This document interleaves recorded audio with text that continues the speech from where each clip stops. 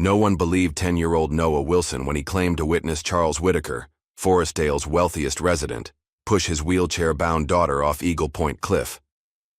Adults exchanged worried glances, classmates snickered, and police dismissed him as an attention-seeking child with an overactive imagination. Even as Charles tearfully reported Maddie missing in a tragic sailing accident, Noah alone knew the terrible truth. But what began with a boy's desperate sketches of what he'd seen would unravel a web of abuse, corruption, and murder that had festered beneath the town's surface for years. When a mysterious drawing appeared in Noah's sketchbook with 3 scrawled words, "I'm not dead," it sparked a dangerous quest that would prove how the most powerful voices sometimes come from those society finds easiest to silence. Just before we get back to it, I'd love to know where you're watching from today, and if you're enjoying these stories, make sure you're subscribed, because tomorrow's special episode is one you definitely don't want to miss. The cool ocean breeze ruffled Noah's dark curls as he hunched over his sketchpad, hidden behind a cluster of jagged rocks at the cliff's edge. His pencil moved swiftly across the paper, capturing the graceful arc of seagulls diving toward the waves below. 10-year-old Noah had slipped away from his 5th-grade class during their coastal field trip, not out of rebellion but necessity. James had been flicking the back of his ears all morning, whispering taunts that the teacher couldn't hear. "Find your own spot, Wilson," James had sneered. "Nobody wants to see your stupid bird drawings anyway." So Noah had wandered off, finding solace in this secluded nook where the limestone cliff jutted out over the churning Pacific. Here, protected by wind-carved rocks, he could lose himself in his artwork without worrying about James finding him. "Turi," Squeak caught his attention first, a faint metallic sound, rhythmic and persistent, coming from the narrow path that wound along the cliff edge. Noah lowered his sketchpad, peering cautiously around his rocky sanctuary. The path was barely visible from his hiding spot, but he could make out movement. A wheelchair. The gleaming silver frame caught the sunlight as a man in an expensive-looking suit pushed it forward. Inside sat a girl who looked about Noah's age, her honey-blonde hair pulled back in a neat ponytail. She wore a blue dress that Noah thought looked too fancy for a cliff visit. The man pushing the wheelchair was tall and imposing with silver-streaked dark hair and the confident walk of someone used to being in charge. "It's beautiful here, isn't it, Maddie?" the man said, his voice carrying on the breeze. His tone was soft, but something about it made Noah's skin prickle. "I thought you'd appreciate the view one last time." The girl, Maddie, didn't respond immediately. When she did, her voice trembled. "Dad, I want to go home now. Please." "We will soon," the man said, stopping the wheelchair at a particularly narrow section of the path. "This is for the best. You won't feel pain anymore." Noah's heart began to race. Something was wrong, very wrong. He should leave, run back to his class, tell someone. But his body remained frozen, crouched behind the rocks. "Daddy, please." Maddie's voice cracked. "I didn't tell anyone. I swear." The man, her father, didn't respond. Instead, he placed both hands firmly on the handles of the wheelchair and looked out at the ocean. His face was completely expressionless, like stone. Then, with a calculated shove, he pushed the wheelchair forward. Noah watched in horror as the wheelchair tipped over the edge. Maddie's scream tore through the air, high-pitched and terrified, before being swallowed by the crash of waves below. The man stood motionless at the cliff's edge, looking down. His posture was relaxed, almost casual, as if he'd just tossed a pebble into the water instead of his own daughter. The man's head turned sharply in Noah's direction, eyes narrowing as he scanned the rocky outcropping. Noah pressed himself flat against the rock, heart hammering so loudly he was certain it would give him away. When he dared to look again, the man was walking briskly back down the path, straightening his tie as if completing a business transaction. The moment the man disappeared from view, Noah's paralysis broke. He scrambled to his feet, abandoning his sketchbook, and ran as fast as his legs would carry him back toward the section of beach where his class was gathered. "Help!" Noah shouted as he approached the group, his voice cracking with fear. "Someone pushed a girl off the cliff in a wheelchair. We have to help her." His classmates turned to stare, confusion written across their faces. Ms. Peterson, his science teacher, rushed over, her brow furrowed with concern. "Noah Wilson, where have you been? We've been looking everywhere for you." She grabbed his shoulders. "What are you talking about? Calm down." A man pushed a girl in a wheelchair off the cliff. Noah pointed frantically back toward where he'd been hiding. "I saw it happen. We have to call the police." Ms. Peterson exchanged a look with Mr. Taylor, the other supervising teacher. It was a look Noah recognized, the one adults shared when they thought a child was making things up. "Noah," Ms. Peterson said carefully, "that's a very serious thing to say. Are you sure you didn't just imagine this?" "I didn't imagine it." Noah's voice rose with frustration. "She screamed. Her name was Maddie. Her dad pushed her." A ripple of whispers spread through his classmates. James snickered. "Wilson's lost it. Probably been reading too many of those mystery comics." "You need to calm down," Mr. Taylor said firmly. "We're going to head back to the bus now, and when we get to school, we'll sort this out." No one believed him. Not his teachers, not his classmates. They all thought he was making it up for attention, or that he'd confused reality with imagination. Noah felt tears of frustration burning behind his eyes, but he refused to let them fall, not in front of James and the others. As the class was shepherded toward the buses, Noah broke away. He sprinted back toward the cliff, ignoring Ms. Peterson's calls for him to return. He had to find proof. He had to show them he wasn't lying. The sun was sinking lower in the sky by the time Noah reached the spot where it happened. He peered cautiously over the edge, half expecting to see the wheelchair crashed on the rocks below. But there was nothing, just waves crashing against the cliff base and a tangle of brush and driftwood. Determined, Noah followed a narrow, dangerous path down the cliff face, using roots and rocks as handholds. He slipped several times, scraping his knees and palms. By the time he reached the bottom, his school clothes were torn and dirty. The fading daylight made it hard to see. Noah pulled out a small flashlight he kept on his keychain and swept its beam across the rocky shore. There was no wheelchair, no Maddie, just sand, rocks, and lapping waves.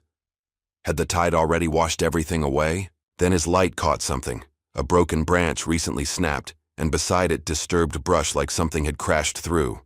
Noah pushed the foliage aside and found a deep groove in the sand, as if something heavy had been dragged. He followed the trail until it disappeared at the water's edge. The ocean below was calm, its surface reflecting the amber glow of the setting sun. No evidence of the horror he'd witnessed remained. For a brief, dizzying moment, Noah wondered if he had imagined it after all, but he knew what he saw. He knew it was real.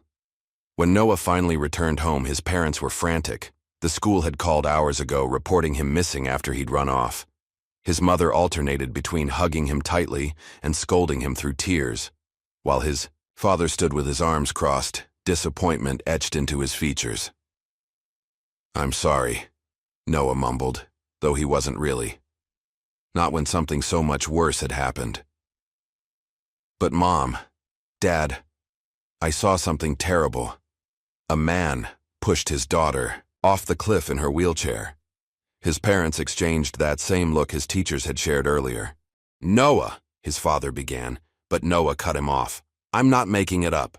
Her name was Maddie, and her dad pushed her wheelchair right over the edge. I heard her scream." "That's enough," his father said firmly. "Go to your room.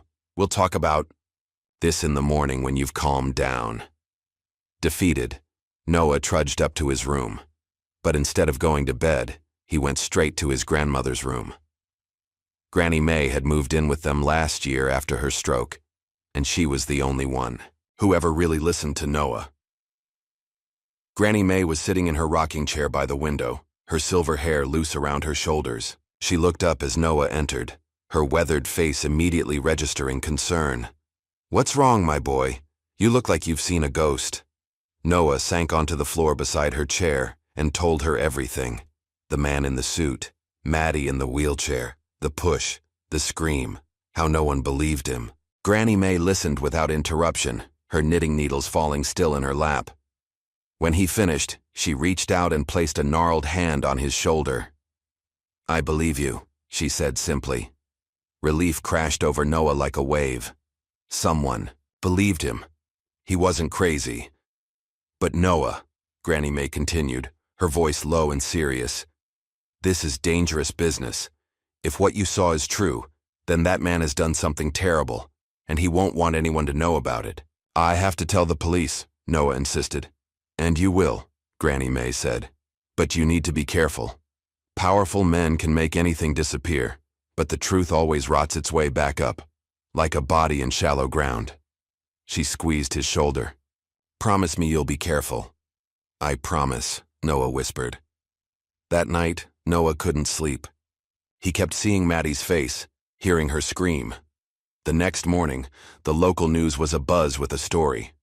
Charles Whitaker, prominent businessman and philanthropist, had reported his daughter Madison missing after a tragic sailing accident. The news showed Charles, immaculately dressed in a suit that Noah recognized with a chill, his face a mask of grief as he pleaded for any information about his beloved Maddie. She's the light of my life, Charles said, his voice breaking convincingly. As cameras flashed, please, if anyone saw anything, come forward. I just want my little girl back. Noah stared at the TV in shock.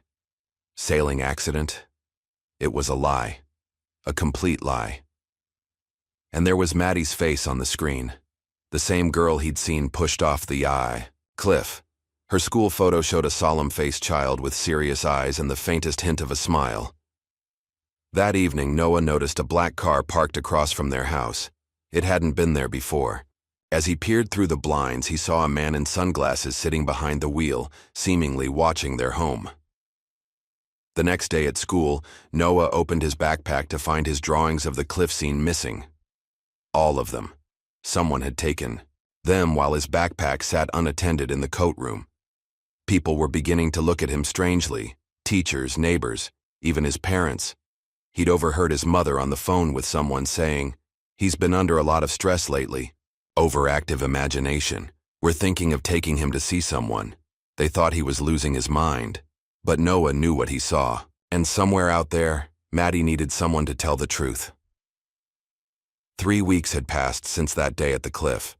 3 weeks of nightmares, of adults exchanging worried glances over his head, of classmates whispering that Noah Wilson had finally cracked. But worst of all was the knowledge that Maddie's father was getting away with it, being celebrated as a grieving parent while his daughter's true fate remained hidden. Noah had started following Charles Whitaker. It was risky and probably stupid, but he couldn't just sit around doing nothing. After school, instead of heading home, he would bike to the wealthy part of town where the Whitaker mansion stood behind ornate iron gates. On this particular afternoon, Noah had positioned himself behind a large oak tree across the street, sketchbook in hand as a cover story, in case anyone questioned his presence. But he wasn't drawing birds today. He was watching Charles Whitaker emerge from his house, dressed in another immaculate suit, his silver-streaked hair perfectly styled. Charles walked to his Mercedes, but instead of getting in, he stood beside it as another vehicle approached. A black SUV with heavily tinted windows. The driver's window rolled down, and Charles handed over a manila envelope. The exchange took less than 10 seconds, and then the SUV drove away. Noah scribbled furiously in his notebook, recording the time, the make of the SUV, and what little he could see of the driver. Male, dark glasses, baseball cap. It wasn't much, but it was something. Another piece of the puzzle.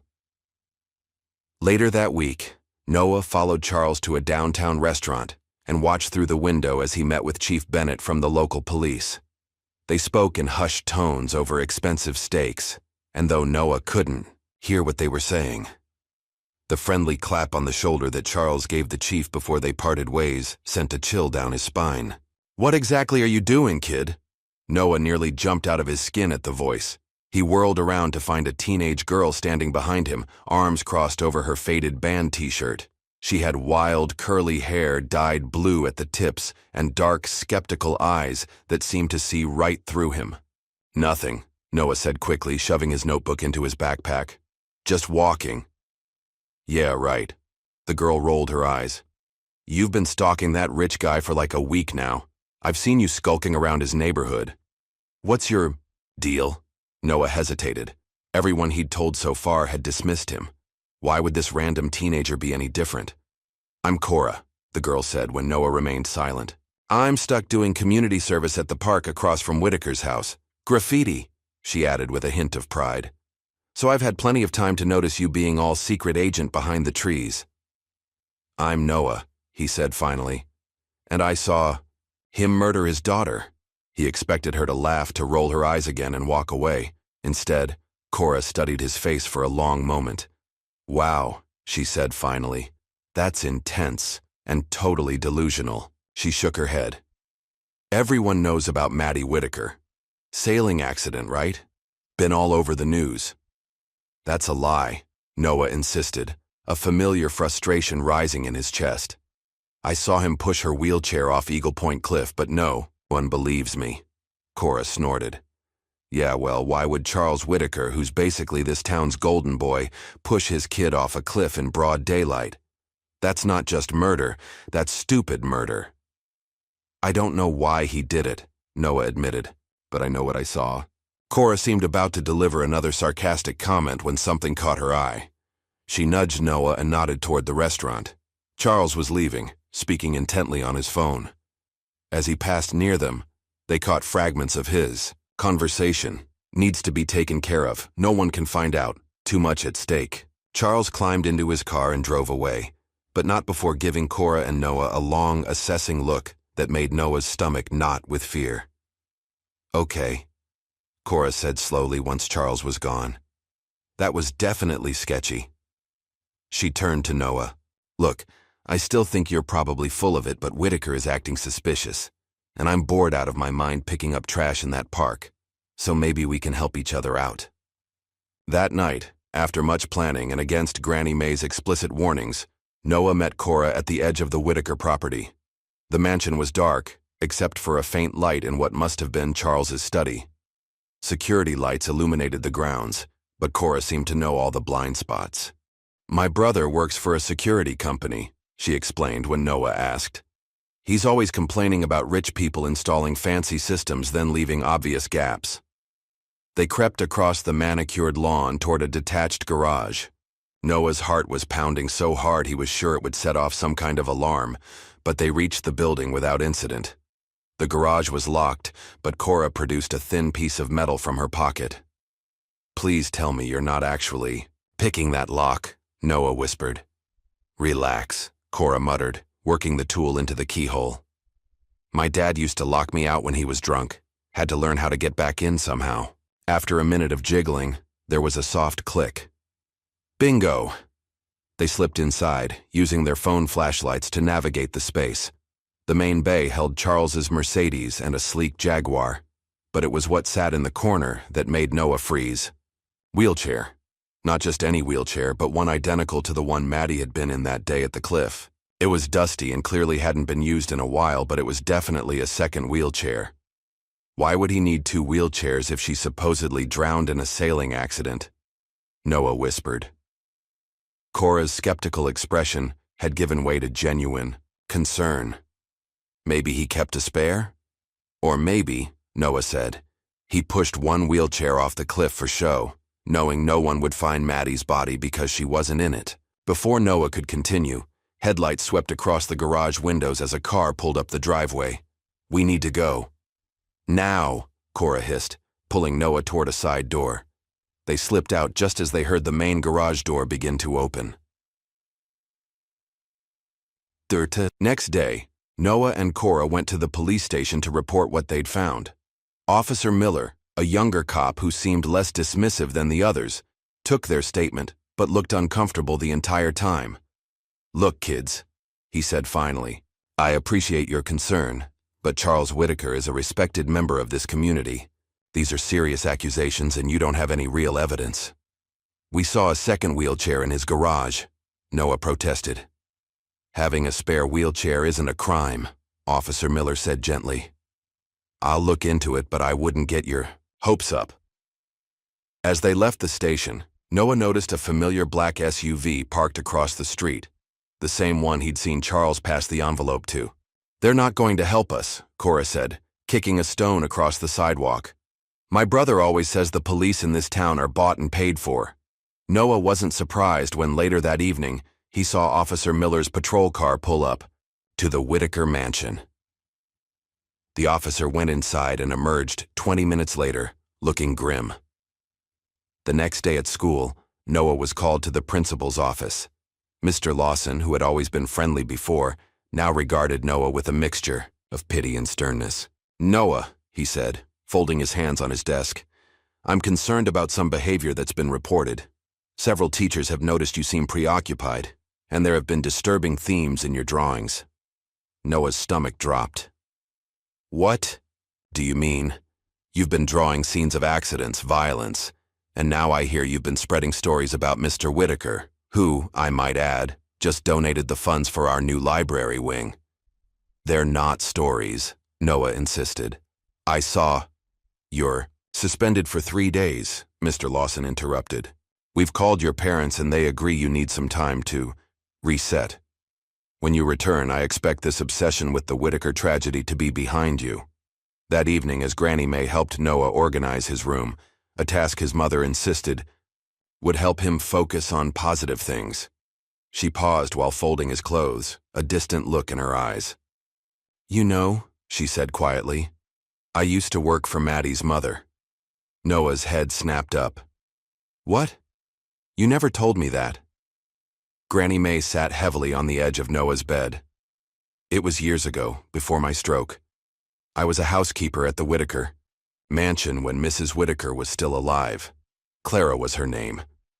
Beautiful woman, but sad. Always sad." "What was she like?" Noah asked eagerly. This was the first new information he'd had in weeks. "Gentle, kind to the staff, which is more than I can say for him." Granny May's face hardened. "Charles treated her like a possession, not a wife. I'd hear them arguing late at night.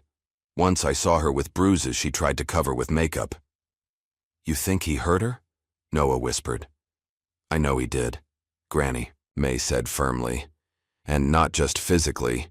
He controlled everything, who she saw, where she went, even what she ate. When little Madison was born, Clara was desperate to protect her from his influence. But then Clara died, and that poor child was left alone with him." "How did Mrs. Whitaker die?" Noah asked. "An accident," they said. "She fell down the stairs at their vacation home. No witnesses." Granny May's eyes met Noah's meaningfully. "I left their employment soon after. Couldn't stand to be in that house anymore. But I've always wondered."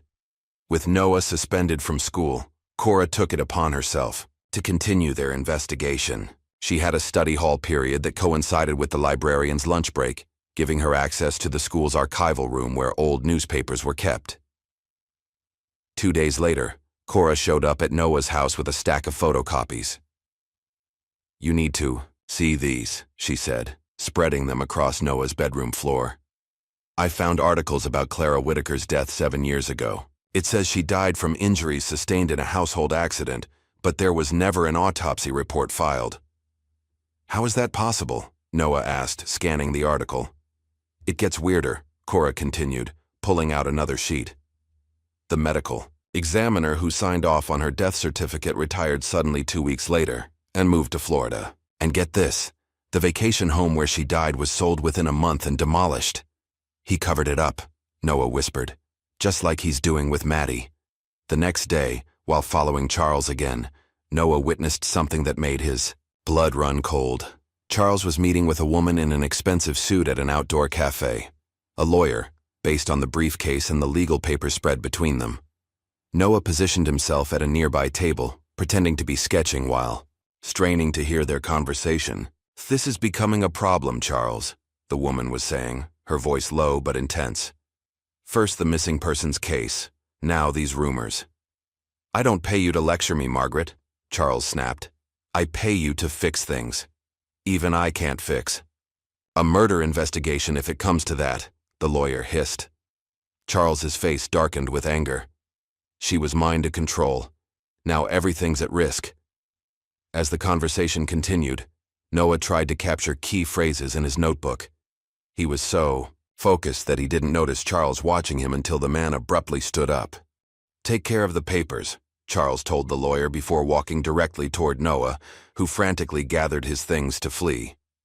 But Charles simply passed by him, pausing only long enough to say in a voice only Noah could hear, "Talented artist." But curious children often find themselves in dangerous situations. The threat was unmistakable. That night, Noah told Cora about the encounter, expecting her usual sarcastic quips about his recklessness. Instead, she was unusually quiet. "My dad left when I was 7, she said finally, sitting cross-legged on Noah's floor. "Just packed up and disappeared. My mom says he was a loser who couldn't handle responsibility, but..." She hesitated. "I always wonder if something else happened. If maybe he didn't leave voluntarily." "I'm sorry about your dad," Noah said. "Whatever, ancient history," Cora brushed it off. "The point is, I believe you now, about what you saw, and I'm going to help you prove it." The next day at school, Noah found his confiscated sketchbook in his locker. He hadn't seen it since his suspension began. Relieved to have it back, he flipped through the pages but stopped cold at an addition he hadn't made. There, between his bird studies and cliff sketches, was a new page. The drawing was rough and childlike, nothing like Noah's skilled renderings. It showed a girl in what appeared to be a tunnel, a wheelchair beside her rather than under her, and 3 simple words written in shaky handwriting: "I'm not dead." Mysterious drawing with the words "I'm not dead" changed everything. Noah and Cora stared at it for nearly an hour, analyzing every crude line and shaky letter. "It could be a fake," Cora said, though her voice lacked conviction. "Someone playing a sick joke." Noah shook his head. "Who would know enough to do that? And why put it in my sketchbook?"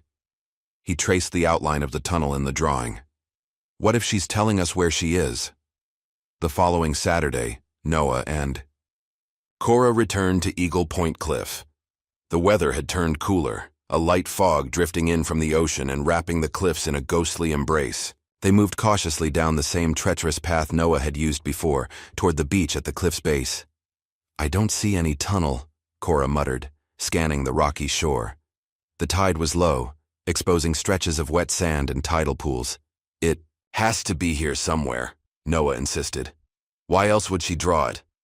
They searched for nearly 2 hours, climbing over slippery rocks and poking through dense brush. Just as Cora was suggesting they head back before the tide changed, Noah spotted something. "Look." He pointed to a dark opening partially obscured by overgrown vegetation. "That wasn't visible last time I was here. The tide must have been higher. It was an old drainage tunnel, its concrete entrance weathered and discolored. Rusty metal reinforcements jutted out at odd angles, and the opening was just large enough for a person to enter if they crouched." "You're not seriously thinking of going in there?" Cora asked, eyeing the tunnel skeptically. "That thing looks ready to collapse." Noah was already pulling out his flashlight. "If Maddie's in there, or was in there, we need to know." The tunnel was damp and smelled of salt water and decay. They moved slowly, the beam of Noah's flashlight illuminating years of debris washed in by high tides, driftwood, plastic bottles, even a waterlogged shoe. "This place is disgusting," Cora whispered, her voice echoing slightly. "And probably full of diseases." Noah didn't respond. His light had caught something metallic glinting among the debris. He crouched down and carefully extracted it, a broken metal spoke, the kind used in wheelchair wheels. "Cora," he whispered, holding it up. "Look." A few feet further, wedged between some rocks, they found a folded piece of paper sealed inside, a plastic sandwich bag. Noah's hands trembled as he opened it. Inside was a childlike drawing similar to the one that had appeared in his sketchbook. A girl with blonde hair, a son, and what looked like a small cabin. At the bottom, in the same shaky handwriting, were the words, "He thinks I'm dead. Don't tell." "She's alive," Noah breathed, his voice a mixture of relief and disbelief. "Maddie's alive." "But where is she?" Cora asked, taking the drawing from Noah. "This looks like a cabin or something, not a tunnel." They continued deeper into the tunnel, which eventually opened up into a larger chamber, that appeared to be an old storm drain junction. Water dripped from the ceiling, and multiple smaller tunnels branched off in different directions. On one wall, scratched into the concrete, was a crude arrow pointing toward one of the tunnels, and what might have been the letter E. E for exit, Cora suggested. Or maybe a name? They followed the tunnel with the arrow for nearly 15 minutes before it gradually sloped upward and finally emerged in a densely wooded area, about half a mile from the cliff. The exit was well hidden by brush and would be easy to miss unless someone knew it was there. She could have crawled through here, Noah said, if she survived the fall and wasn't too badly hurt. And then what? Cora asked. Where would a kid in a wheelchair go? How would she survive? The answer came 3 days later, when Cora called Noah in a state of barely contained excitement. I found something, she said, her voice hushed even over the phone.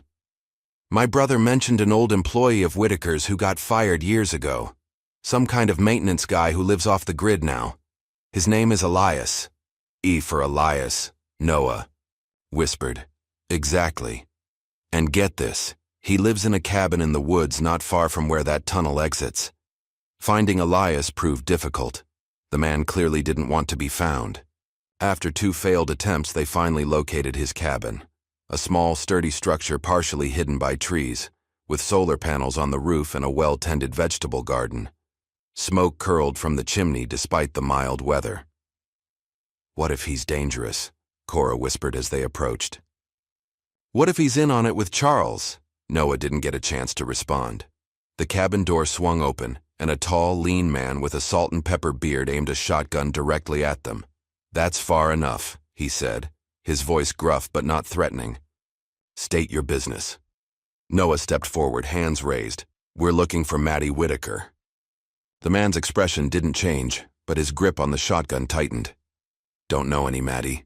You kids are trespassing. Turn around and go home. Please, Noah said. I saw what her father did. I saw him push her off the cliff. I know she's alive, and I think you might be helping her. For a long moment, the man just stared at them, his weathered face unreadable.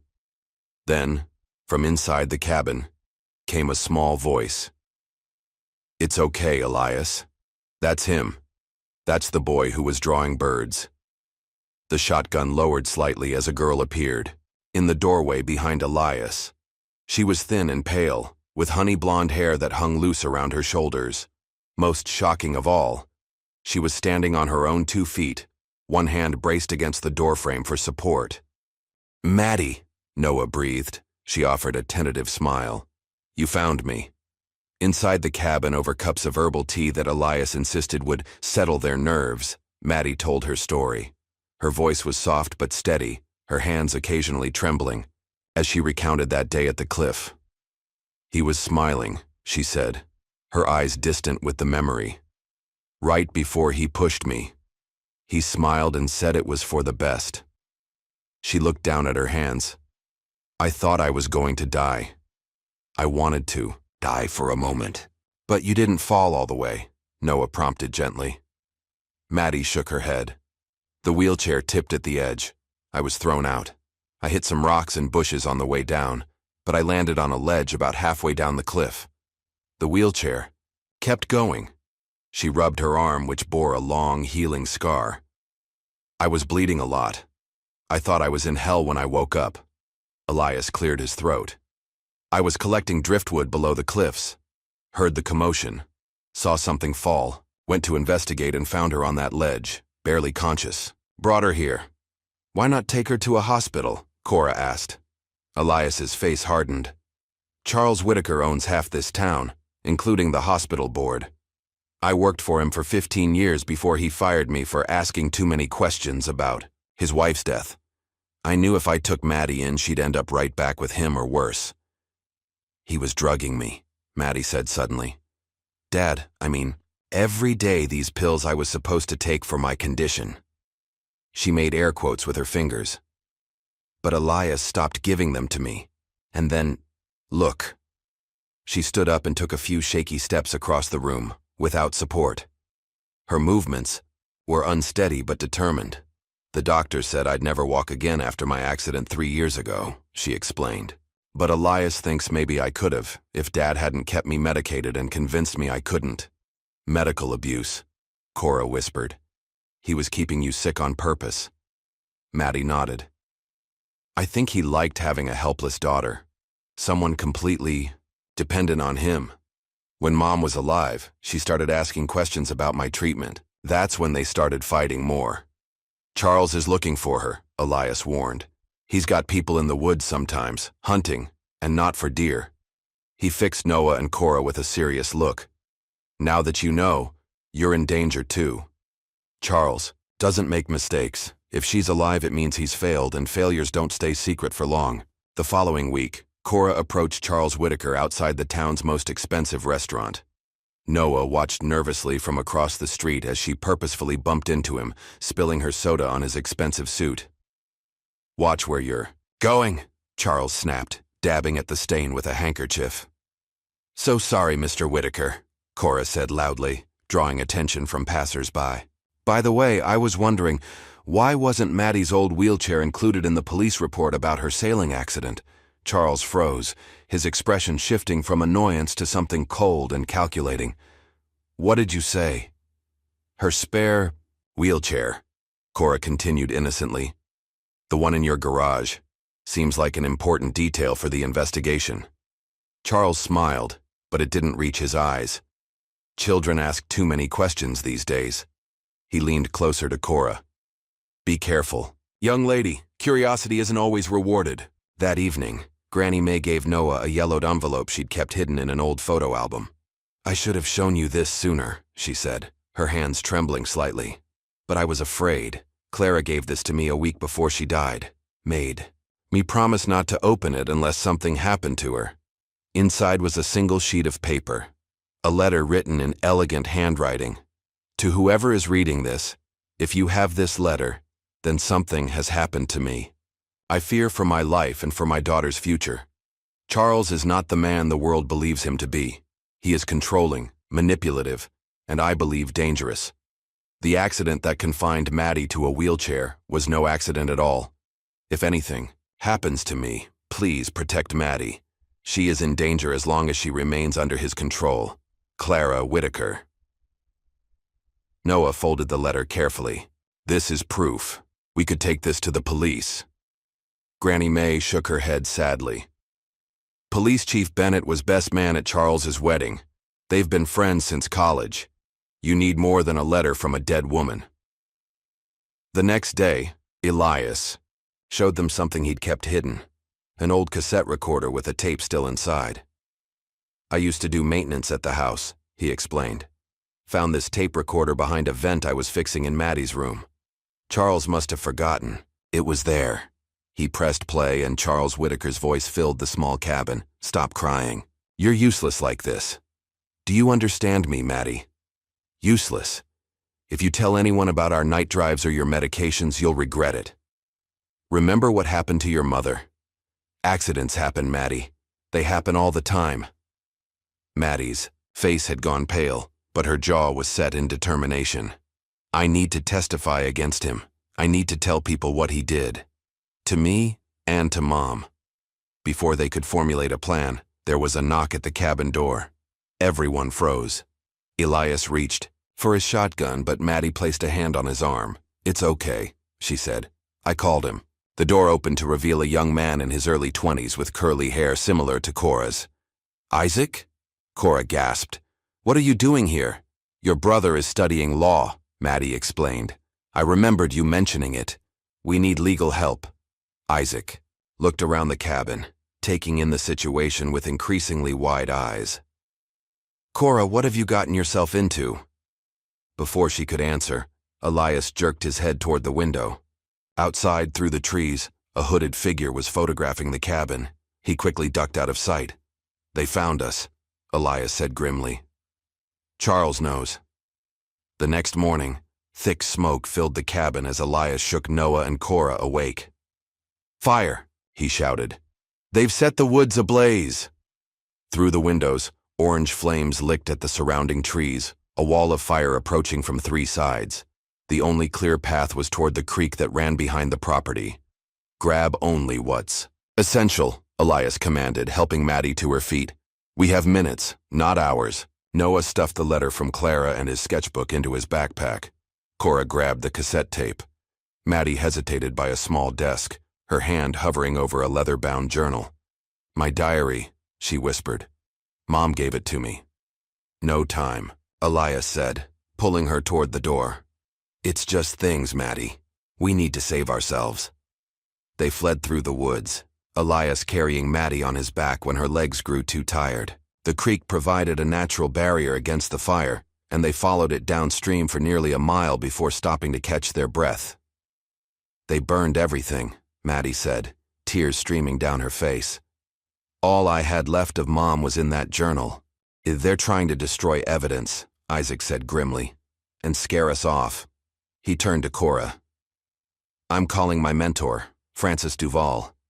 She was disbarred for taking on the wrong powerful clients, but she still knows her way around the law. She can help us.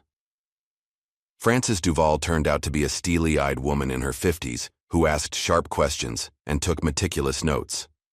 When they finished explaining the situation, she sat back in her chair and tapped her pen against her notepad.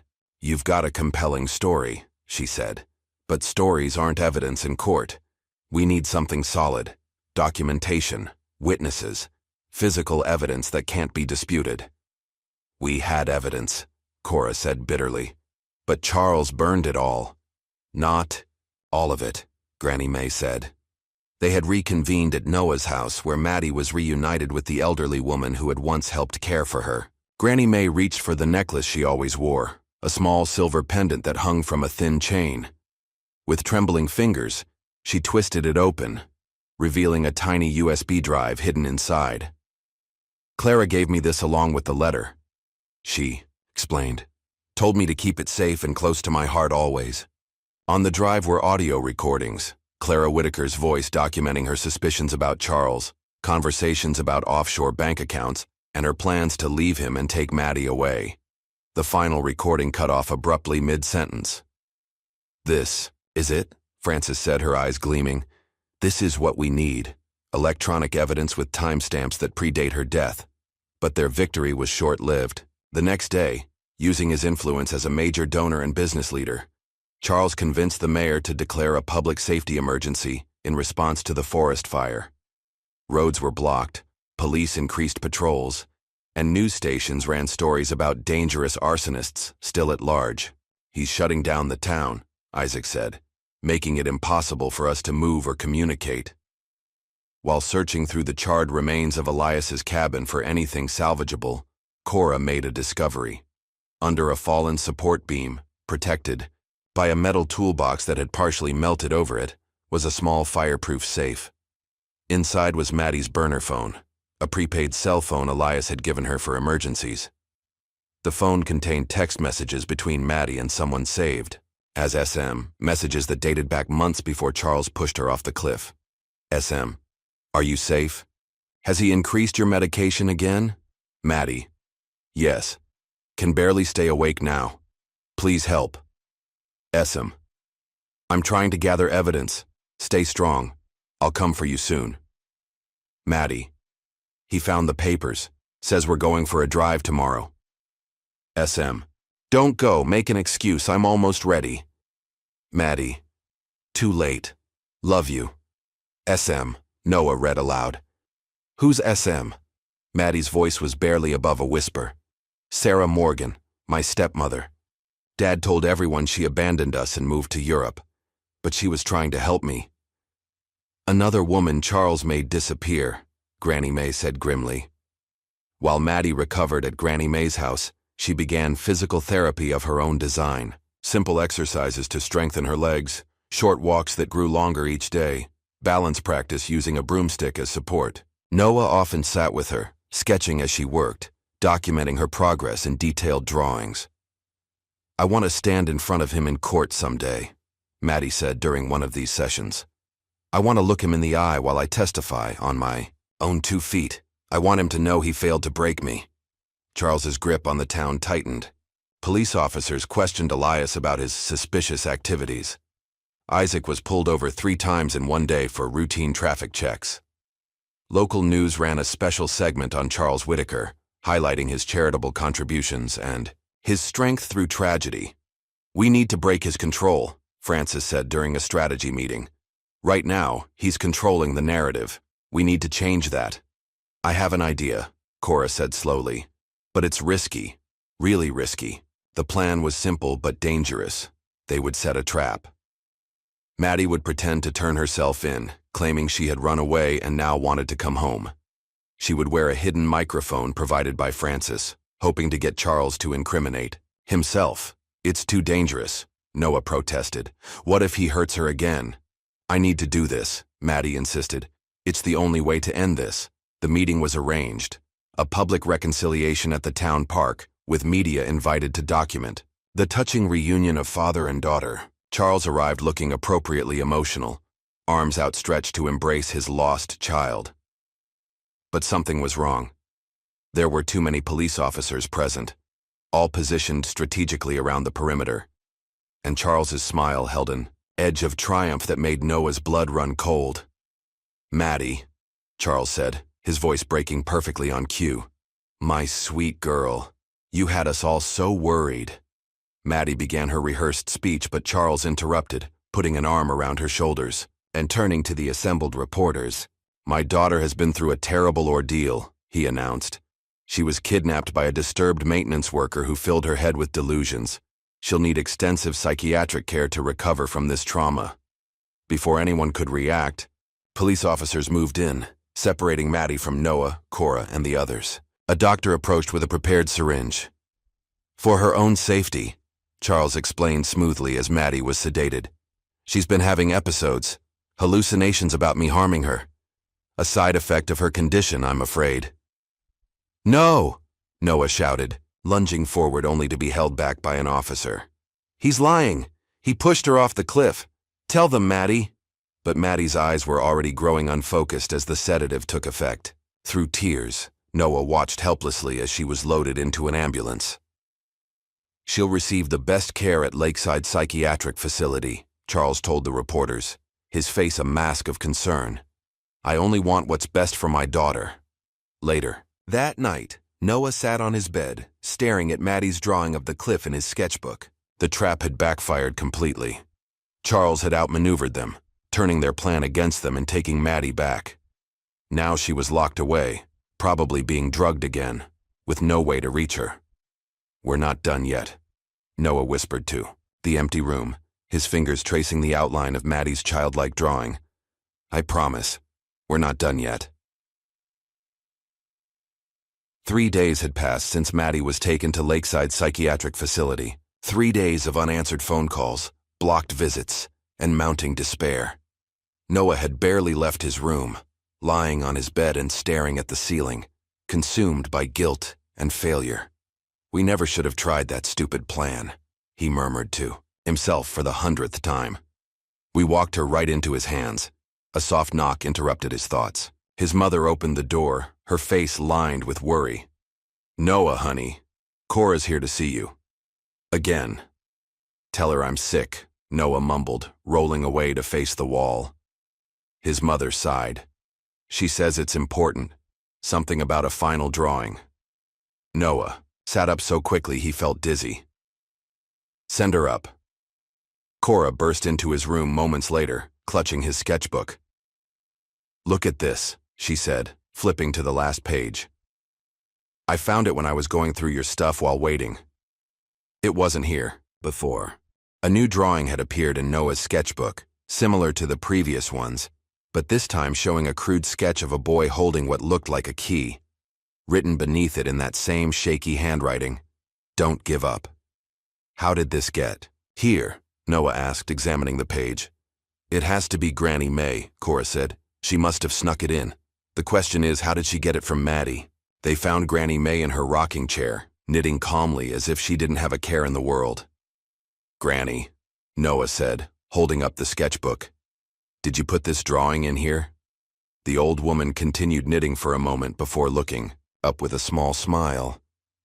"A nice nurse from Lakeside comes to check on my heart condition every Tuesday. Maddie found a way to slip her the drawing. Maddie's communicating with us?" Noah couldn't keep the hope from his voice. Granny May nodded. The nurse says they've got her drugged up pretty bad, but she's fighting it. She wanted you to know she hasn't given up.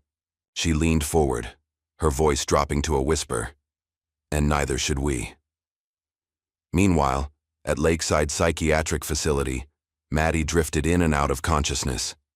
The white room spun around her, time blending together in a haze of medications and therapy sessions with doctors who seemed more interested in documenting her delusions than helping her. "Tell me again about these fantasies regarding your father," Dr. Lewis said, his pen poised above his notepad. He was a thin man with wire-rimmed glasses who never quite looked Maddie in the eye. "Not fantasies," Maddie slurred, fighting against the sedatives. "Happened. Pushed me. Off cliff." Dr. Lewis hummed, writing something down. "And you believe your father has been medicating you unnecessarily? That you can actually walk?" Maddie tried to sit up straighter, focusing all her concentration. "Yes, I can show you." "That won't be necessary," Dr. Lewis said quickly. "Your father has provided your complete medical history. Your spinal injury is well documented. These beliefs about walking are part of your break from reality." "No," Maddie whispered, a tear sliding down her cheek. "Real. All real." After the doctor left, Maddie forced herself to stay awake despite the drugs making her eyelids heavy. She needed to remember who she was, what had happened. She repeated the facts to herself like a mantra. "My name is Madison Whitaker. My father pushed me off a cliff. He killed my mother. I can walk. Noah saw everything. Don't forget. Don't forget." Cora and Isaac devised a plan to investigate the facility. Dressed in professional clothes borrowed from their mother's closet, they arrived at Lakeside with clipboards and confident smiles. "We're from Valley Community College," Cora explained to the receptionist. "Our legal ethics professor sent us to deliver these updated compliance documents for Dr. Harmon." The ruse worked long enough for them to access a records room, where Isaac quickly searched through files while Cora kept watch. "Look at this," Isaac whispered, holding up a folder labeled Whitaker M. "Her admission paperwork and preliminary psych evaluation are dated 2 weeks before she was even brought in." They were planning to commit her all along, Cora realized. The whole public reunion was just theater. "And this," Isaac continued, flipping through the file. "Her symptoms and hallucinations are all documented in detail, but they're backdated to before she disappeared. Charles has been building a paper trail to discredit her for months. Frances Duval had been making inquiries of her own. Through old legal contacts, she located a former nurse who had quit Lakeside 6 months earlier. That place isn't a hospital. It's a prison, the nurse Vanessa Baker told them when they met at a diner 20 miles outside town. Rich families send their problem children there to disappear. Once you're admitted, it's nearly impossible to get out without the family's consent. "Have you ever treated patients who weren't actually ill?" Frances asked carefully. Vanessa stirred her coffee, not meeting their eyes. "More than I care to admit. There was one girl. Father claimed she was bipolar, dangerous, but I never saw any symptoms when she wasn't medicated. The day I suggested reducing her dosage, I was removed from her case." She looked up, her expression haunted. 2 weeks later, they announced she'd died of complications. I quit the next day. While Noah and the others worked to build their case, Granny May decided to take matters into her own hands. She contacted Janet Wilson, a journalist from the Psy, local newspaper who had once written an expose on nursing home abuses. "I have information about Charles Whitaker," Granny May told her when they met at the senior center's weekly bingo game. "About his daughter, his wife's death, and the cover-ups." "Mrs. Henderson," Janet said carefully, "those are serious accusations. Charles Whitaker owns the company that publishes our paper." "I know the risks," Granny May replied, sliding over a flash drive, "but the truth needs to come out. That man pushed his daughter off a cliff and is now drugging her in a psychiatric facility to keep her quiet." Janet hesitated, fingers hovering over the flash drive. "I could lose my job, and a child could lose her life," Granny May countered, "just like her mother did." 2 days later, Charles Whitaker called a press conference on the steps of City Hall. Dressed impeccably as always, he spoke with practiced emotion about his daughter's tragic mental health situation. Madison has been suffering from paranoid delusions, a side effect of her spinal injury and medications, he explained to the assembled reporters. These delusions include elaborate conspiracy theories about me and others wishing to harm her. He paused, dabbing at his eye with a handkerchief. As a father, it breaks my heart to see my child suffer this way. I ask the community to be wary of any wild conspiracies being spread about our family. Madison needs healing, not exploitation. Noah watched the press conference on TV, his fists clenched in frustration.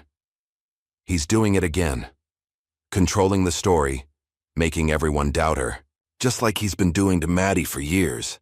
Meanwhile, Elias had gone deep underground after narrowly escaping another attempt to capture him when police raided his new hideout. He reached out to an old friend, a woman named Dorothy Dottie Simmons, a former IT specialist who now lived off the grid after exposing corporate corruption. I need your help, Elias told her. We have evidence against a powerful man, but no way to make it public without him shutting it down. Dottie, a middle-aged woman with faded purple hair and multiple computer screens in her trailer, listened to the whole story without interruption. Controlled media, bought police, psychiatric imprisonment, she summarized. Classic powerful person playbook, but the internet is still pretty hard to control completely. She cracked her knuckles. Give me what you've got, and I'll help you build a digital dead man switch. If anything happens to any of you, everything goes public at once. That night, Noah snuck out of his house and broke into the school. Using a window he knew the janitor, always left unlocked, he made his way to the administrative office. He needed to find evidence of Charles's corruption at the school level, something to explain why the principal had been so quick to suspend him. In a filing cabinet marked Board of Trustees, Noah discovered what he was looking for: financial records showing Charles had made massive donations to the school over the years, each coinciding with a potential scandal being buried. A teacher who suddenly resigned after reporting concerns about Maddie. Sports equipment funding that appeared just after Charles's drunk driving incident was kept out of the school paper. Most damning of all was a check for $50,000 to a medical examiner dated 1 week after Clara Whitaker's death, with consultation services written in the memo line. Bribery, Noah whispered, taking photos with his phone. He bribed the medical examiner after killing Maddie's mom. At Lakeside, Maddie was developing her own plan. The medications made it difficult to think clearly, but she forced herself to stay focused during the brief periods when the drugs began to wear off. She had noticed one nurse, a young woman named Amber, who seemed less hardened than the others, who sometimes looked at her with something close to sympathy. During an evening medication check, Maddie deliberately began to convulse, her body shaking violently on the bed. "Help!" she gasped between spasms. "Can't breathe!" Amber rushed to her side, calling for the doctor. In the chaos, Maddie managed to grab the nurse's phone from her pocket. While medical staff checked her vitals, she clutched the phone beneath her blanket. Later, alone in her room with the lights dimmed for the night, Maddie sent a single text to Noah's number, which she had memorized during her time with Elias. Silver Room, 2nd floor. Tomorrow, the team gathered at Francis's apartment to plan their most dangerous mission yet, extracting Maddie from Lakeside. "We'll need distractions at multiple points," Isaac said, sketching a rough layout of the facility based on what they'd observed during their previous visit. "Security is heaviest at the main entrance in the east wing where the high-risk patients are kept. I can cause an electrical issue," Elias suggested, "temporarily disable their security systems, but it won't give you much time." "I can disguise myself as delivery personnel," Noah volunteered, small enough to not seem threatening, old enough to be a high school kid with a part-time job. "And I'll create a distraction at the front desk," Cora added. "Drama club has to be good for something, right?"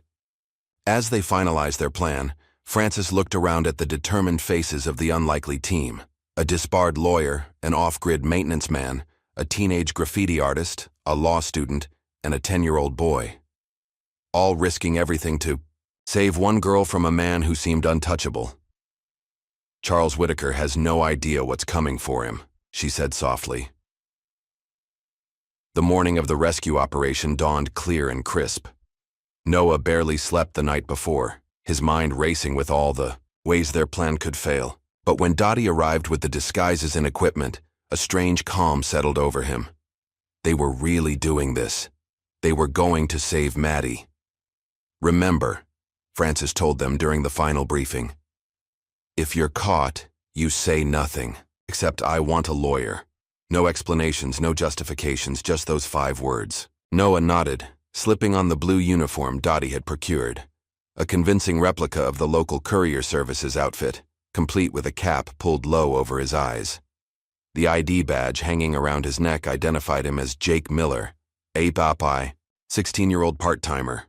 Dottie had aged him up in the photo with subtle makeup and lighting. "You look like a completely different person," Cora said, herself transformed with a blonde wig and glasses to play the role of an administrative intern. At exactly 2:15 p.m., the operation began. Isaac created a minor traffic incident near the facility's main road, diverting attention and resources. Minutes later, Elias activated a device Dottie had rigged, causing a brief power fluctuation in the facility's electrical system. With security distracted, Cora entered through the main entrance, arms full of files. "Delivery for Dr. Lewis," she announced to the receptionist. "Annual compliance reports. Need signatures on all of these immediately." As the flustered receptionist began sorting through the paperwork, Noah slipped in through a service entrance, pushing a dolly loaded with boxes. With staff focused on the power issues and Cora's administrative chaos, he made his way to the second floor using the service elevator. The silver room turned out to be a reference to the door, uniquely painted silver instead of the standard white of the other rooms. Noah approached cautiously, checking for staff. The corridor was empty, most personnel responding to the multiple distractions. Using a keycard Dottie had programmed, Noah swiped the lock. It flashed red. He tried again, his heart hammering. Red, again.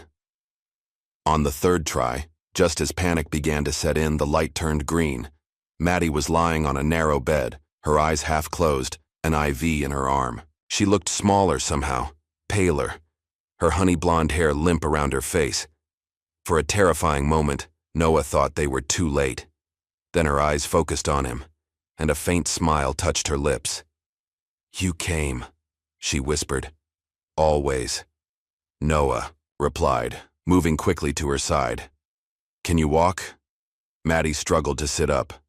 "Not well. They've been keeping me drugged." Noah removed the IV with care, using the technique Dottie had shown him. He helped Maddie to her feet, supporting her weight, as her legs threatened to buckle.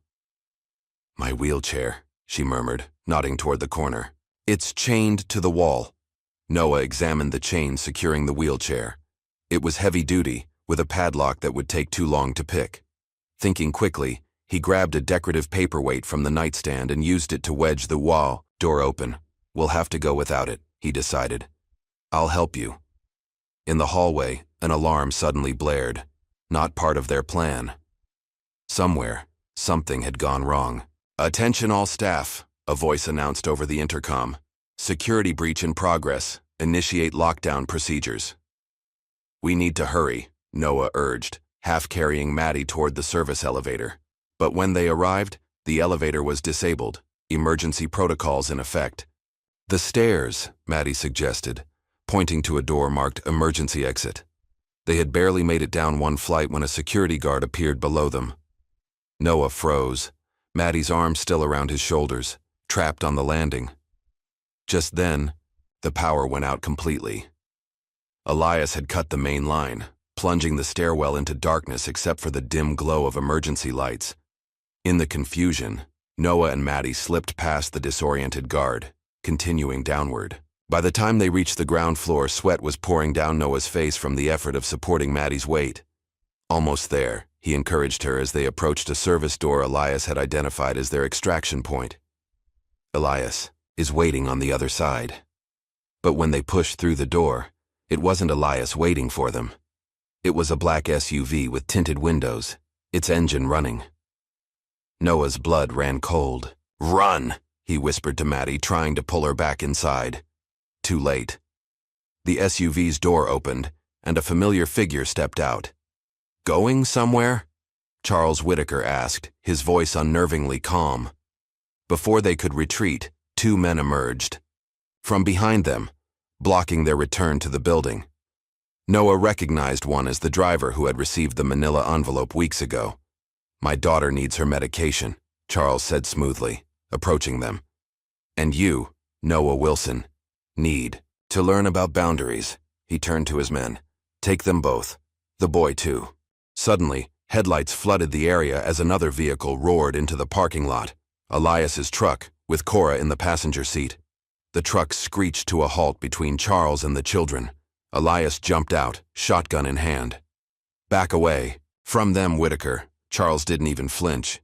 The loyal handyman still fighting battles you can't win. He reached inside his jacket. Elias raised the shotgun. "Don't." Everything happened at once. Charles withdrew not a weapon but a phone, pressing a button. Sirens wailed in the distance, rapidly approaching. One of Charles's men lunged at Elias, who fired a warning shot into the air. In the chaos, Noah pulled Maddie toward the truck. "Get in!" Cora shouted, throwing open the rear door. They scrambled inside as Elias backed toward the vehicle, keeping his shotgun trained on Charles, who stood watching with an eerie calm. "Let them run," Charles said to his men, who had started to pursue. "They'll lead me right to what I need." As they sped away, Maddie collapsed against Noah, exhaustion and relief overwhelming her. "He let us go," she whispered. "Why would he let us go?" "He's playing with us," Elias growled, eyes fixed on the road as police cars streaked past them in the opposite direction. Like a cat with mice, they drove for hours, taking back roads and switching vehicles twice. First to Dottie's van, then to an old pickup truck Isaac had borrowed from a friend. By nightfall, they reached their new hideout, an abandoned mining complex outside town, where tunnels honeycombed the hillside. "The mines have been closed for decades," Dottie explained as she led them through a hidden entrance reinforced with modern supports. "I've been prepping this place as a fallback for years. Multiple exits, natural ventilation, and completely off any grid." Inside, the main chamber had been converted into a surprisingly comfortable living space, with solar-powered lights, cots, food supplies, and even a small bathroom with running water pumped from an underground spring. Francis and Isaac were already there, having taken different routes to avoid being followed. Granny May had been relocated to the home of Janet Wilson, the journalist, for safety. "Charles will be looking for us," Francis warned. "He'll have the police, private security, maybe even state authorities if he can convince them we kidnapped Maddie." "Let him look," Dottie said confidently. "I've set up motion sensors and cameras covering every approach. If anyone comes within half a mile, we'll know." Without the heavy medications from Lakeside, Maddie began to improve rapidly. Color returned to her cheeks, and her mind cleared. Noah sat with her as she practiced standing, then taking small steps, recording her progress. In his sketchbook, "I never wanted to die," Maddie confessed one evening as they sat at the mouth of a tunnel, watching the sunset paint the distant hills. "Even when he pushed me, even when I was falling, I just didn't want to live in pain anymore." She looked at Noah, her eyes clear and determined. "But when I saw your face that day at the cliff, someone who saw the truth, who might believe me, that's when I decided to live, no matter what." Meanwhile, Janet Wilson, despite losing her job at the newspaper after her editor discovered her investigation, had taken the story online. Using Dottie's secure servers, she published a series of articles detailing Charles Whitaker's history of abuse, complete with the evidence the team had gathered. The story gained traction slowly at first, then exploded when a national news blog picked it up. Suddenly, people were asking questions, demanding answers. Charles's carefully constructed public image began to crack. In response, Charles arranged his own interview with a friendly local TV station. Looking appropriately distressed, he explained that his daughter had been kidnapped by a disturbed former employee with a grudge who had brainwashed her and potentially other children. "I just want my daughter back safe," he said, tears glistening in his eyes. "And I fear for the other children involved. They're in danger from these delusional adults who have convinced them of terrible falsehoods." The interview might have swayed public opinion back in his favor if not for what happened next. During the live broadcast, the station's feed was briefly hijacked. For 30 seconds, viewers instead saw Maddie, standing on her own, though unsteadily, holding up Clara's letter and speaking directly to the camera. "My name is Madison Whitaker. My father pushed me off a cliff because I discovered he killed my mother. I am not delusional. I am not sick. And I am not afraid of him anymore." The feed cut back to a flustered news anchor, but the damage was done. The clip went viral within hours. Charles's retaliation was swift and brutal. Using connections no one knew he had, he arranged for Noah's grandmother to be arrested on fabricated charges of endangering a minor. The message was clear: surrender. Maddie, or those they loved, would suffer. "He's raising the stakes," Francis warned during an emergency meeting. "And he won't stop with Granny May." "Then we don't stop either," Noah said firmly, surprising everyone with his conviction. "We've been running and hiding. It's time to face him directly." "What are you suggesting?" Cora asked. Noah looked around at their unlikely team, then at Maddie, who nodded in silent agreement. "We go back to where it all began," Noah said. "We return to the cliff." Granny May sat straight-backed in a cold metal chair, facing two men in dark suits who had been questioning her for hours. The small room in the county detention center smelled of disinfectant and stale coffee. Despite her exhaustion, Granny May's eyes remained defiant. "Let's try this again, Mrs. Henderson," said the taller man whose ID badge read Agent Wilson. "Where is Madison Whitaker currently located?" "I've told you already," Granny May replied. "I don't know where my grandson and his friends are. I'm an old woman with a heart condition. Do you think they'd tell me their secret hideout?" The second man leaned forward. "You're not being charged with kidnapping yet, but obstruction of justice is still a serious offense. Mr. Whitaker is very concerned about his daughter's safety." Granny May gave a dry laugh. "I'm sure he is. Concerned she might tell the truth. About him." "Mrs. Henderson," Agent Wilson sighed, "we have evidence that you've been in contact with the group harboring Maddie. Phone records show calls between you and Noah just days ago. My grandson calls to check on me. That's not a crime. It is when you're aiding fugitives." Outside the detention center, a small crowd had gathered. Janet Wilson's stories had stirred something in the community: doubt, questions, and for some, outrage at the treatment of an elderly woman. Among the protesters was Ms. Peterson, Noah's science teacher from the field trip.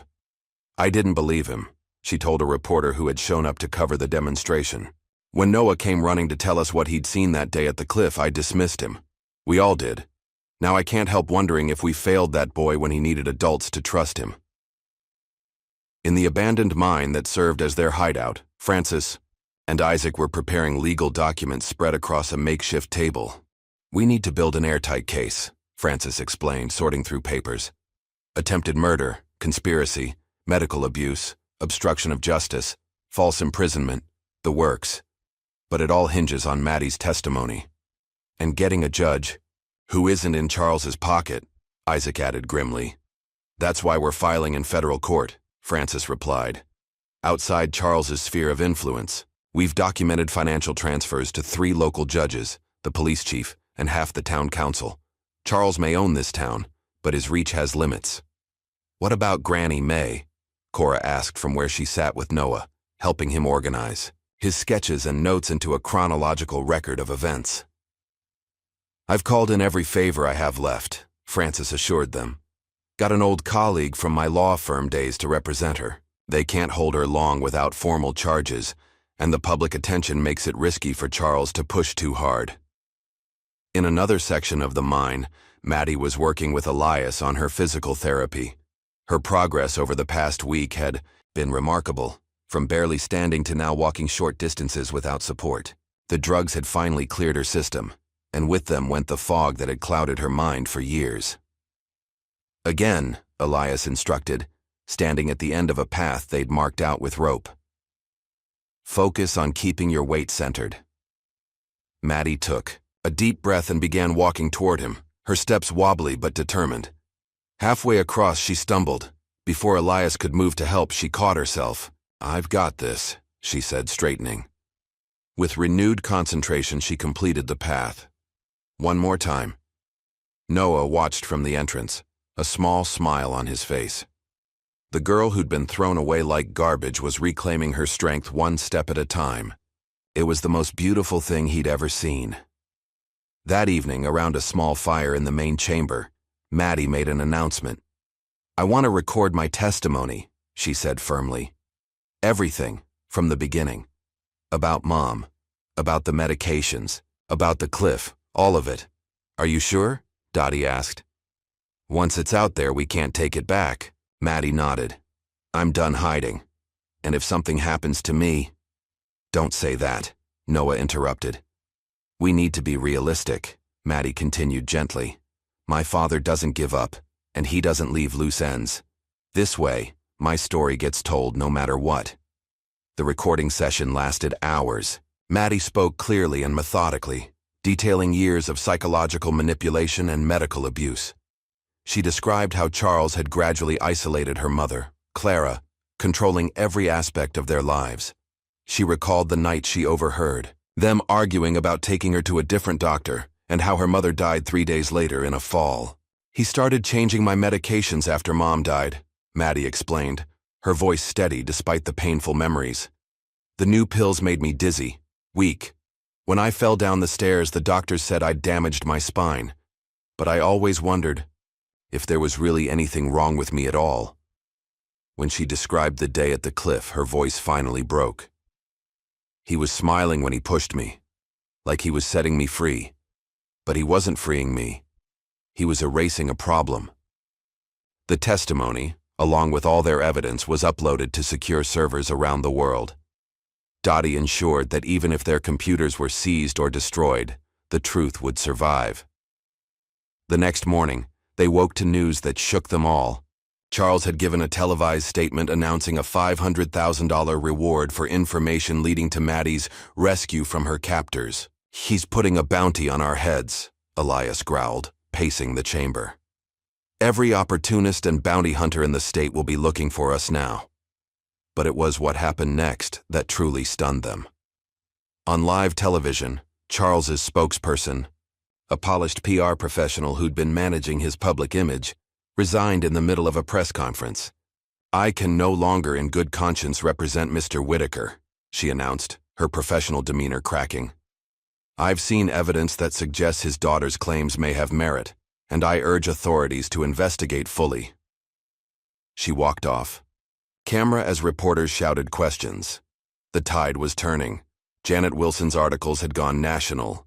Social media was flooded with "Foxer Justice for Maddie" posts. Outside Charles's mansion, protesters gathered daily, their numbers growing. In response, Charles made a calculated appearance on a morning news show, his face a mask of paternal anguish. "My daughter is disturbed," he said, shaking his head sadly. "And the children helping her, they're in over their heads. I promise you, this ends soon." The threat wasn't subtle. At Noah's school, something unexpected was happening. The same classmates who had mocked him were now defending him. James, the bully who had tormented Noah on the field trip, approached Ms. Peterson after class. "I want to apologize to Noah," he mumbled, staring at his shoes. "I should have believed him." Ms. Peterson placed a hand on his shoulder. "We all should have. Sometimes it takes incredible courage to tell the truth, especially when no one wants to hear it." As public support grew, the team began formulating their most daring plan yet. After days of debate, they decided to return to Eagle Point Cliff, the scene of the original crime. "We'll recreate that day," Noah explained, drawing a rough map of the cliff area. "But this time, we'll have cameras, microphones, witnesses. We'll draw Charles out and get him to incriminate himself." "It's too dangerous," Francis argued. "He tried to kill Maddie once there already." "He won't be expecting me to walk," Maddie said quietly. Everyone turned to look at her. She stood in the entrance to the chamber, leaning slightly on a walking stick but otherwise supporting her own weight. "We use his expectations against him. He'll be looking for a scared girl in a wheelchair, not someone who can stand up to him. And this time, Noah added, he won't be facing a frightened 10-year-old hiding behind rocks. He'll be facing all of us. The plan was meticulous. Dottie set up hidden cameras throughout the cliff area. Elias scouted multiple escape routes. Francis prepared legal documents for immediate filing should they obtain a confession. They even reached out to a state police detective who Janet had verified wasn't connected to Charles. To draw Charles to the cliff, they released a single photograph. Online, Maddie in her wheelchair at the cliff's edge, the same spot where he had pushed her months ago. The message was clear. She was returning to where it began. The morning of the confrontation dawned clear and cool, much like the day Noah had first witnessed the crime. As the team took their positions, Noah found himself back in the same rocky outcropping where he'd been drawing birds that fateful day. History repeating itself, he murmured, looking out at the waves crashing against the cliff base below. Not this time, Cora replied from her hiding spot nearby. This time, we're ready for him. They didn't have to wait long. A black Mercedes pulled up to the cliff access road less than an hour after they arrived. Charles Whitaker stepped out, alone but visibly armed, the outline of a gun visible beneath his tailored jacket. Maddie sat in her wheelchair at the edge of the cliff path, exactly where she'd been that day. From a distance, she looked small and vulnerable. Charles approached slowly, his face unreadable. "Madison," he called, his voice carrying on the breeze. "This is quite dramatic even for you." "I thought you'd appreciate the symmetry, Dad," Maddie replied, her voice steady despite her racing heart. Charles stopped a few yards away, hands in his pockets. "You've caused quite a lot of trouble. Cost me millions in damage control. Is that all you care about? Money? Your reputation?" Charles sighed. "I care about order. Control. You were supposed to be part of that order, Madison.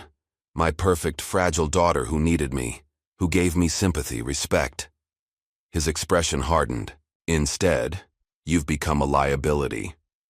"Like Mom was?" Maddie asked. Something dark flashed across Charles's face. "Your mother made similar mistakes, thinking she could take what was mine." "I was never yours," Maddie said. "Neither was she." Charles took a step closer. "Everything in my life is mine to control, to keep or discard as necessary." His hand moved toward his jacket. "You brought me to the place where I ended you. Poetic. But I don't make the same mistake twice." "Neither do I," Maddie said. And with that, she stood up. The shock that registered on Charles's face was everything they'd hoped for. He froze, momentarily bewildered as Maddie stepped away from the wheelchair, standing firmly on her own 2 feet. "Impossible," he whispered. "The damage was real. The doctors confirmed." "The doctors you paid?" Maddie asked. "The medications you forced me to take. Those weren't treating an injury, Dad. They were causing one." Charles's composure cracked. "You ungrateful little—" He lunged forward, reaching for Maddie. At that moment, Noah burst from his hiding place, and from all around the cliff, the others emerged. Cora, Isaac, Elias, Francis, and Dottie. Charles spun around, suddenly realizing he was surrounded. "It's over, Charles," Francis called. "Everything you've just said has been recorded and is being live-streamed right now. Step away from your daughter." Charles's hand moved to his gun, but before he could draw it, the sound of sirens filled the air. Police cars, state troopers, and even FBI agents flooded the area, responding to an anonymous tip about an armed man threatening a minor at the cliff. As officers approached with weapons drawn, Charles's face contorted with rage. "She's mine!" he screamed, lunging one last time for Maddie. But Maddie simply stepped aside, her months of physical therapy giving her a strength and balance Charles hadn't anticipated. He stumbled past her, momentarily off balance at the edge of the cliff, the same edge where he'd once pushed his daughter. For one terrible moment, Noah thought Charles might fall, might suffer the same fate he'd planned for Maddie. But Elias grabbed the back of Charles's jacket, yanking him away from the edge. "Not like this," Elias growled. "You face justice like a man." As the officers handcuffed Charles, reporters and camera crews arrived, alerted by Dottie's live stream. The entire arrest was captured for the world to see. Charles Whitaker screaming about betrayal, about how everything was his by right as he was led away. Maddie watched silently, tears streaming down her face. When Charles was finally gone, she turned to Noah and whispered, "Thank you for seeing me that day. Thank you for not looking away." The trial was dubbed the case of the century by breathless media outlets. For 3 weeks, the nation was captivated by the testimony against Charles Whitaker. Medical experts confirming Maddie's unnecessary treatments, financial records showing massive bribes, and most damning of all, Maddie's own testimony. Courtroom fell silent as Maddie took the stand, walking slowly but steadily to the witness box without assistance. Charles, sitting at the defense table in an expensive suit that no longer seemed to fit him properly, couldn't hide his contempt. "Mr. Whitaker, control your expressions," the judge warned, "or I'll have you removed." Maddie's testimony was devastating in its simplicity. She spoke of years of psychological manipulation, of being told she was broken and helpless, of overhearing her father confess to her mother's murder, and finally, of that day at the cliff. "He told me it was for the best," she said, her voice steady despite the tears in her eyes. "That I wouldn't feel pain anymore. Then he pushed my wheelchair forward, and I was falling." When the defense attorney tried to suggest she had invented these claims for attention, Maddie fixed him with a steady gaze. "Why would I want this kind of attention? Do you think I enjoyed hiding in caves, being drugged in a psychiatric facility, having my own father try to kill me twice?" The jury deliberated for less than 6 hours before returning with their verdict: guilty on all counts. Charles Whitaker was sentenced to life imprisonment without possibility of parole for attempted murder, conspiracy, witness tampering, fraud, and a host of other charges. As he was led from the courtroom, Charles looked back. Once at Maddie, there was no remorse in his expression, only a cold anger at having lost control. The day after the verdict, Granny May was finally released from custody. All charges against her were dropped with formal apologies from the district attorney's office. Noah and Maddie were waiting outside the detention center when she emerged, leaning heavily on a cane but with her head held high. "Granny," Noah called, running to embrace her. "Careful there, child," she chuckled weakly. "These old bones have had enough excitement for one lifetime." When she saw Maddie, Granny May's eyes filled with tears. "Look at you," she whispered. "Standing, tall, just like your mother would have wanted." Maddie embraced the elderly woman who had once cared for her mother. "Thank you for never giving up on me," she said softly. Even when everyone else did. The town that had once dismissed Noah's claims now celebrated him as a hero. 2 weeks after the trial concluded, the mayor organized a community town hall to formally apologize for the institutional failures that had allowed Charles's crimes to continue for so long. The hall was packed when Maddie walked to the podium unassisted. She surveyed the crowd, faces that had once looked at her with pity now filled with respect and remorse. "I stand before you today, not as a victim," Maddie began, her voice clear and strong, "but as a survivor. What happened to me and to my mother was enabled by silence. The silence of people who suspected the truth but looked away. The silence of institutions that valued wealth over justice." She paused, finding Noah in the front row. "I'm alive because a boy didn't look away. Because when he saw something wrong, he spoke up, again and again, even when no one believed him." Noah blinked back tears as she continued. "That's the lesson we should all take from this tragedy. The courage to see the truth and speak it, no matter how powerful those who wish to hide it may be." The aftermath of the case brought changes large and small. Cora, whose academic record had been middling at best, was awarded the first Justice for Madison Scholarship, a grant established by the school board for students who demonstrated moral courage. "I don't know what to say," Cora stammered when presented with the award. "I just did what anyone should do." "But that's just it," the principal replied.